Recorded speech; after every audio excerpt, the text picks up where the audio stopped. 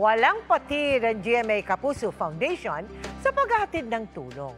Matapos ang ating isinagawang Operation Bayanihan para sa mga nasalanta ng Bagyong Emong sa Pangasinan, binalikan naman natin sila para magkaroon sila ng maayos na masisilungan sa ilalim naman ng Silong Kapuso Project.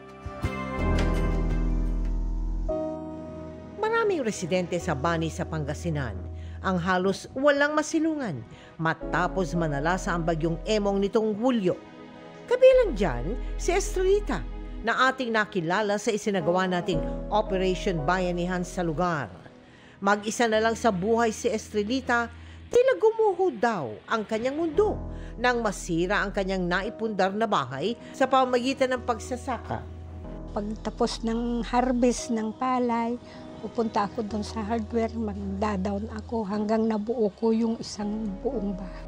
At para may pansamantalang masilungan, pinagtiyaga-tiyagaan niya ang luma at butas na yero. Makalipas ang 5 linggo, binalikan ng GMA Kapuso Foundation ang bayan ng Bani para magsagawa ng Silong Kapuso Project kasama ang 51st Engineer Brigade at 71st Infantry Battalion ng Philippine Army. Hatid natin ang yero, kahoy at iba pang roofing materials para sa 75 residente. Namahagi rin tayo ng mga food packs at hygiene kits. Kabilang sa ating sinurpresa, si Estrelita. Masaya, madam. Talagang abot sa langit po ang saya ko, madam. Natulungan, hindi lang po ako ang natulungan ninyo, marami po kami. Binalikan din natin ang kapitbahay ni Estrelita na si Jerome at ipinaayos ang kanilang bahay. Makakabalik na po kami sa sarili po naming tahanan. Patuloy pa rin ang pagtulong ng GMA Kapuso Foundation sa mga naapektuhan ng Bagyong Emong sa Pangasinan noong Hulyo. Hanggang signal number 4 ang itinaas noon at maraming bahay ang pinadapa ng malakas na hangin. Dahil po sa inyong suporta, may matibay na bubong na ang mahigit 100 residenteng naapektuhan.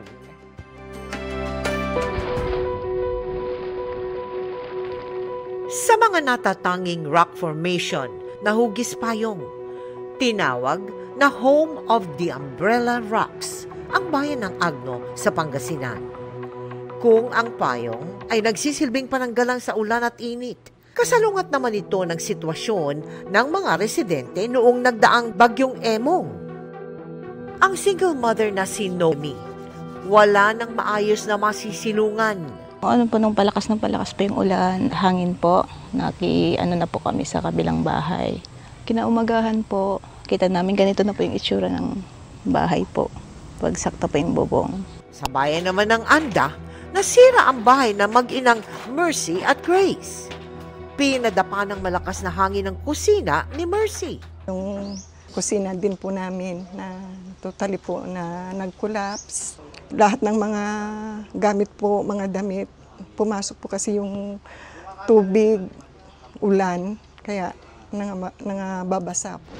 Naghati ng GMA Kapuso Foundation ng yero, kahoy at roofing materials sa 160 residente sa bayan ng Agno, Anda at Bani sa Pangasinan. At ang pinili ho natin ng mga materyales de kalidad, makapal ho na yero at saka good lumber para talagang matibay ang mga bubong. Namahagi rin tayo ng food packs, hygiene kits at lugaw. Masaya po kami kasi nakikita nga namin na kung saan po napunta ang fund na na-donate po namin sa Kapuso Foundation. At nakikita rin po namin ang mga families that were actually affected. Kasama rin natin ang Engineer Support Company ng 51st Engineering Brigade, Philippine Army sa pagpapagawa ng bahay ng beneficiaries. Agosto nang itampok natin ang isang residenteng lubhang naapektuhan ng Bagyong Emong sa La Union. Bukod sa nawasak ang kanyang bahay, natigil din siya sa paghahanap buhay. May magandang loob na naantig sa kanyang kwento.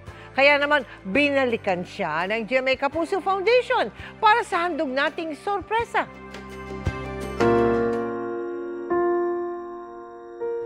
Isang buwan matapos humagupit ng bagyong Emong sa Bawang sa La Union, hindi pa rin napapaayos ni Paulo ang kanyang bahay na sinalanta ng bagyo. Kagawad sa kanilang barangay si Paulo ang kanyang honorarium. 6,000 piso lang kada buwan. Kulang pa para sa kanilang pang-araw-araw na gastusin, pati na ng kanyang maintenance medicine matapos siyang ma-stroke. Kaya para may pandagdag sa gastusin, nagtitinda rin sila ng isda. Yung nga lang, natigil muna ito pansamantala dahil pa rin sa masamang panahon. Magbuhat o ng Typhoon Emong, wala ho ang kita. Kami ay maasa lang sa mga kapitbahay namin. Ang bahay ko ay hindi may patayo dahil walang gamit. Wala akong magastos.